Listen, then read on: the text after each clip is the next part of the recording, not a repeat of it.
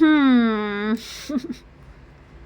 Sana nawala na yung galit nyo kay Carla sa mga nag-iisip ng ganito, ganyan, kung ano mang negative kay Carla or kay Arjen. Peace be with you all. Hi, Wow Life! Another video, another share guys, another POV. So ngayon pag-usapan natin ang nangyari. Oo, napag-isip-isip ko lang, napagtanto ko lang, dahil sa nangyari kay Arjen, maraming nabash si Carla, nabash si Kalingap Ido. Pero anong magagawa natin? This is emergency. Okay.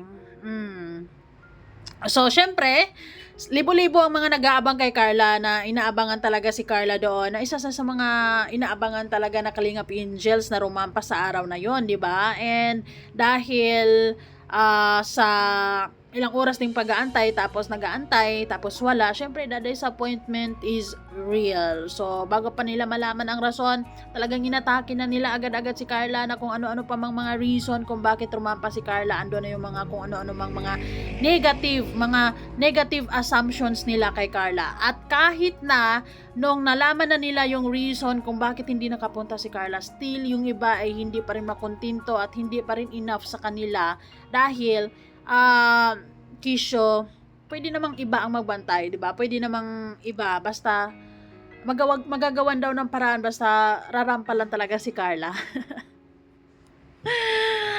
Maaring meron kayong may punto naman, 'di ba? May punto naman. Pero para sa akin kasi, kung pumayag nga si Kalinga Prab, kung naintindihan ni Kalinga Prab at na i-consider niya ang sitwasyon ni Carla, bakit hindi natin magawa din 'yon? Mas strict pa tayo sa may-ari ng Velvet.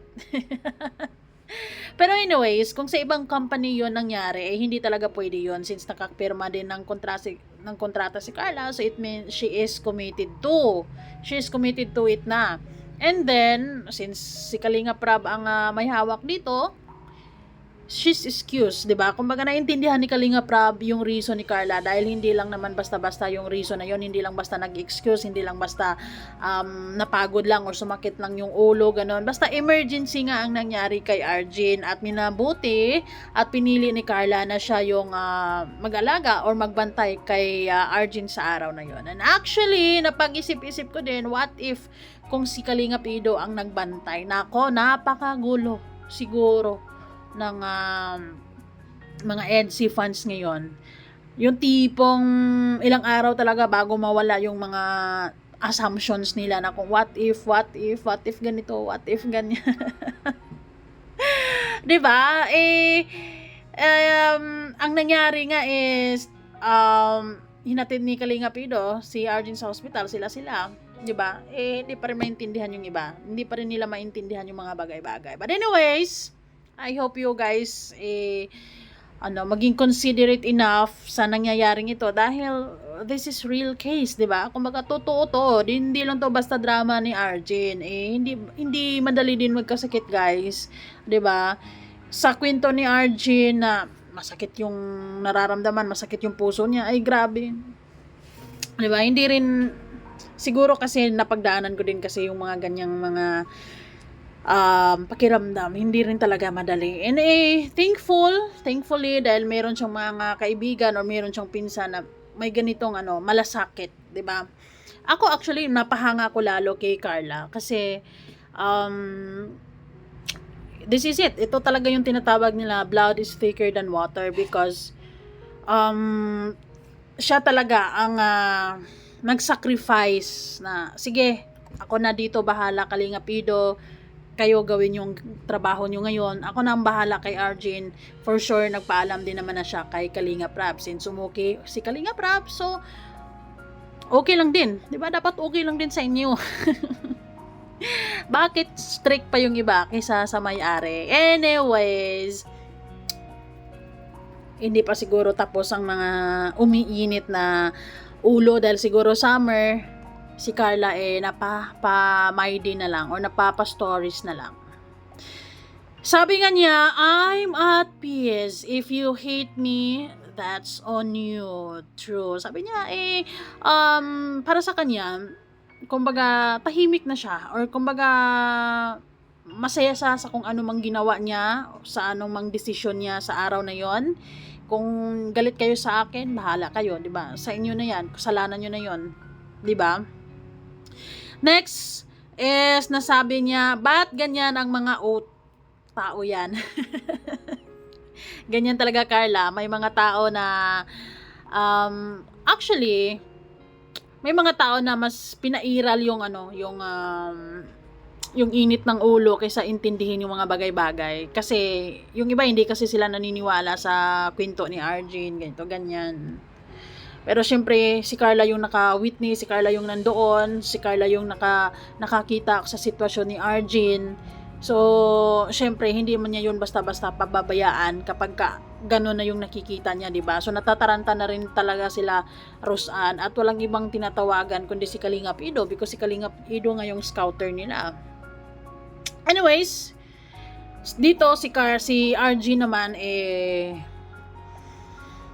nagigilty din siya, guys, and humingi din siya ng sorry sa mga fans.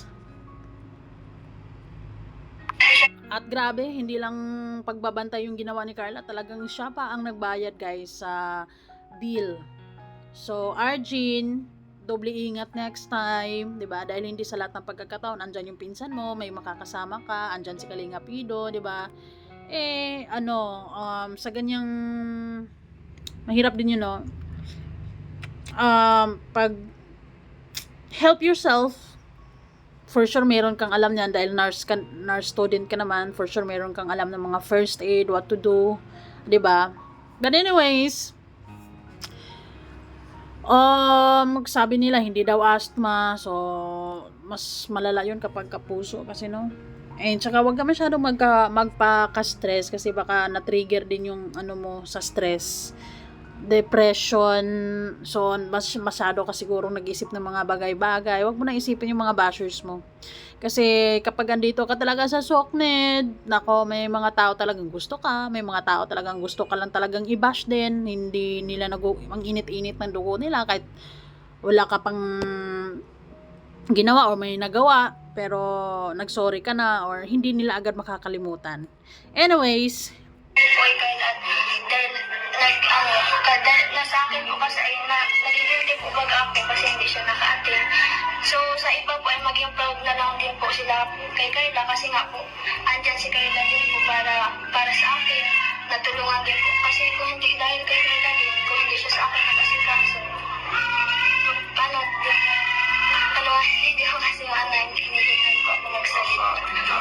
Opo, so para sa akin na believe ako kay Carla sa ginawa niya. Believe talaga ako kay Carla sa ginawa niya. Pero may mga tao talagang hindi makaintindi sa sitwasyon. Ganon. Dahil parang pag sinabing Arjun, parang sa ibang mga fans, tatak ganito, ganyan. May history ba si Arjun dito sa kay Kalingap Ido? Bakit hindi nila pinaniwalaan ang tao na to, 'di ba? Anyways, din po sa nag-expect na pupunta po si Carla or dadalo po dun sa ng Velvet Box. Pasensya na po sa inyo dahil hindi po naka-attend si Carla na dahil po sa akin. Sana po maintindihan niyo po yung reason din po kung bakit din po hindi naka-attend si Carla. Yun lang po. Thank you po sa ayun, naintindihan ko naman, Arjun, 'di ba? Kasi hindi rin madali talaga magkasakit at hindi rin madali yung pinagdadaanan mo if talagang, 'di ba?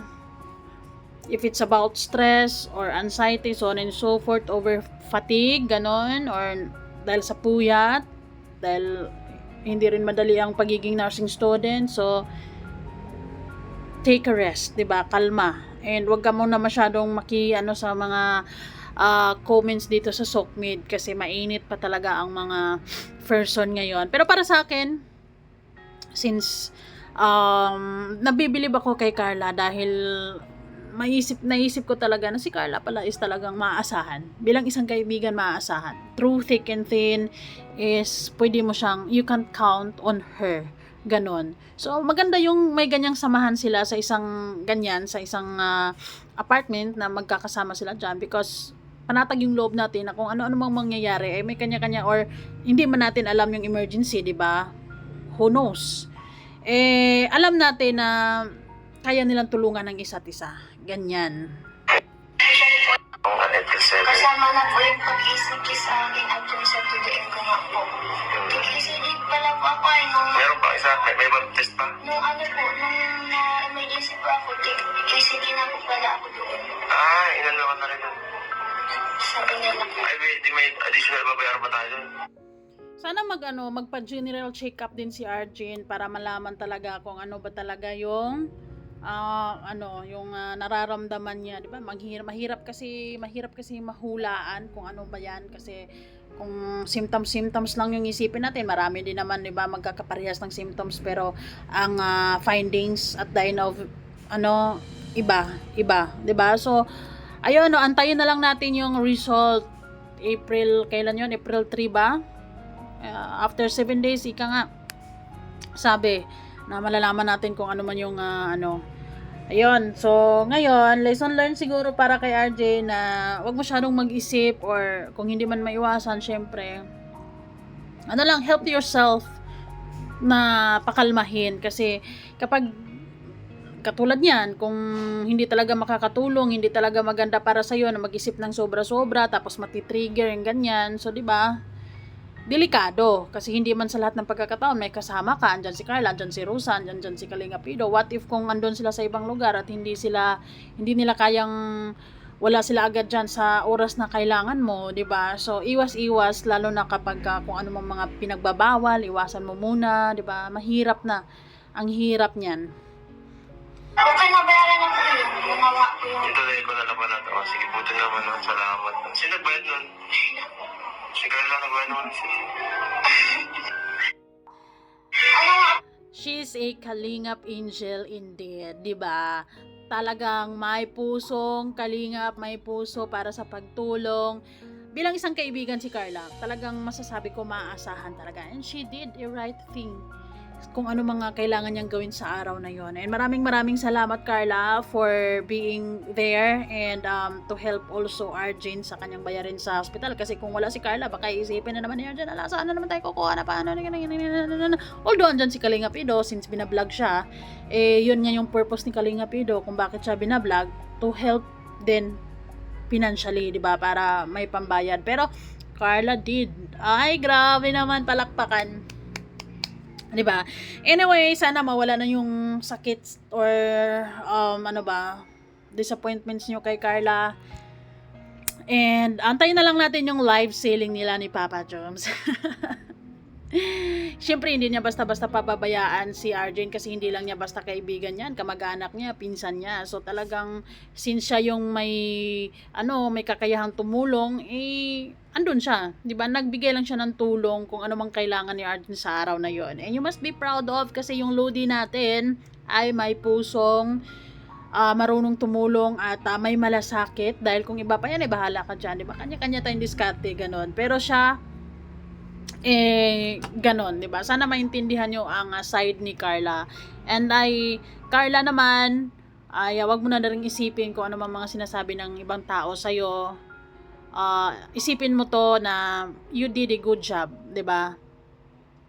And we are so proud of you, dahil sobrang galing mo sa pagkakataon na 'yon, na 'di ba?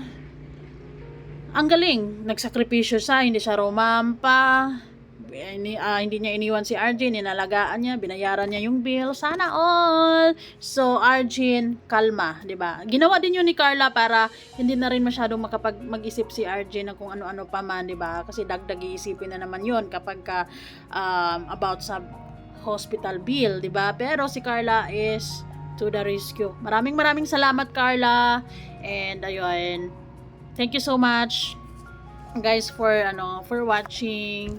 Hanggang sa susunod. Bye-bye.